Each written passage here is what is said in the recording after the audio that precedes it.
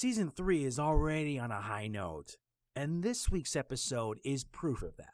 Hello everyone, Mega Man and G here, and this week we're going to be talking about today's Flash episode, which I just saw a few hours ago. This week's episode is Paradox. Now here's the deal, I'm going to be providing my thoughts on the episode with a short summary, what I liked, disliked about it, etc. But I'm just going to say right here, if you thought last week's episode was insane, this week just blew it out of the water. I'm not kidding, it just blew it out. Let's get started. After the events of last week's episode, Barry arrives back in his normal world. Or is it really normal? He finds that things are quite different, and the friends he once knew aren't the people he actually knows. This gets troubling since his actions are carrying huge consequences, and it doesn't help that an old foe returns for a rematch against the Scarlet Speedster. With everything falling apart around him, can Barry try to make things right? Or will his actions lead to another world filled with more disaster and despair? Paradoxes are aplenty happening here. Yeah, after last week, which I will say was a strong way to start the season, this week they took everything that made it good and added a lot more emotion. It was just so much emotion throughout the episode. You can't help but feel bad for Barry and everyone. Caitlin, Cisco, Iris, Joe, Wally, everybody. My God, it was just too gut-wrenching. Mad gut-wrenching at that. So, now Barry is back into his home world and things are different. Iris and Joe aren't talking to each other. Cisco's mourning over the loss of Damien. And Caitlin, well, let's just say things will get a bit chilly for her. I'm not going to say it. You should watch the episode to see for yourself.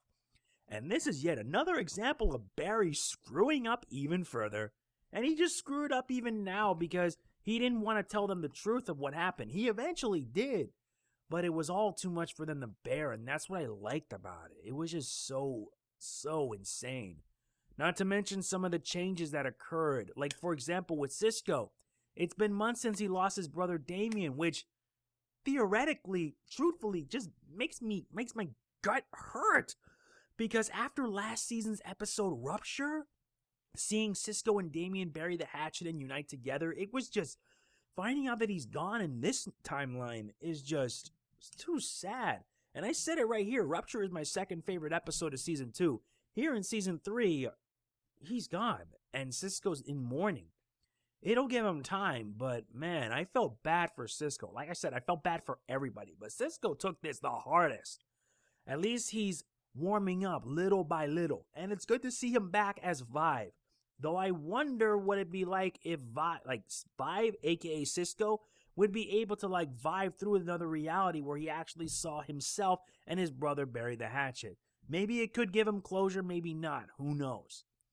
We are also introduced to a brand new character for Season 3, Julian Albert, a metahuman CSI guy who seems to not take a liking to Barry. He doesn't like Barry at all, and you can tell by his behavior and his attitude, it's proof of that. And the guy's a one-man job. The guy does his job well. And I really liked his actor. He actually does it very good, and I like it. We're also introduced to Dr. Alchemy, and Dr. Alchemy is a menacing villain, a menacing force to be reckoned with.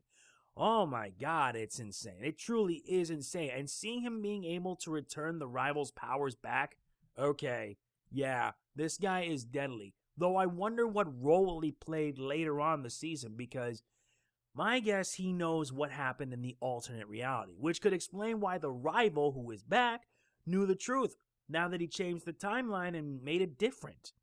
However, it wasn't enough since, well, the Rival got his butt handed to him.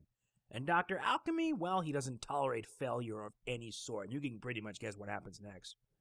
Though the Rival was kind of nice, makes me wish he could stick around a bit longer, but for being a villain of the week, he was alright, a good rival to Barry Allen. Makes me wish Wally West was there. Now, I did mention earlier that this episode had a lot of emotional scenes. And that's a fact, and it wasn't just involving Barry, but everybody. Even Jay makes an appearance in this episode. It was nice seeing John Wesley Shipp again as the Flash, or rather the Flash of Earth 3, talk with Barry like it was a real father-son moment. and we actually learn about the consequences of time travel. This isn't like Back to the Future time travel where you go back in time and change history, but you have to then go back to like fix things and all like that. No, in here, you go back in time to change something, it forms the new timeline. It basically replaces the old timeline and becomes the current one, which can explain about Flashpoint. And then eventually, when Barry allowed Eobor to kill his mother again, it ended up replacing Flashpoint with a new reality.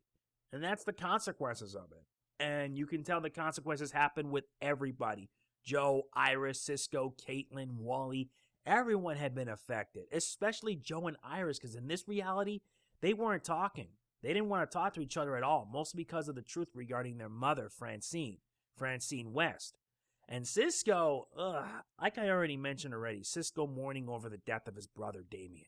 I really, really felt bad for him. And when I saw the scene when Cisco snapped at Barry, I can't help but feel bad for him.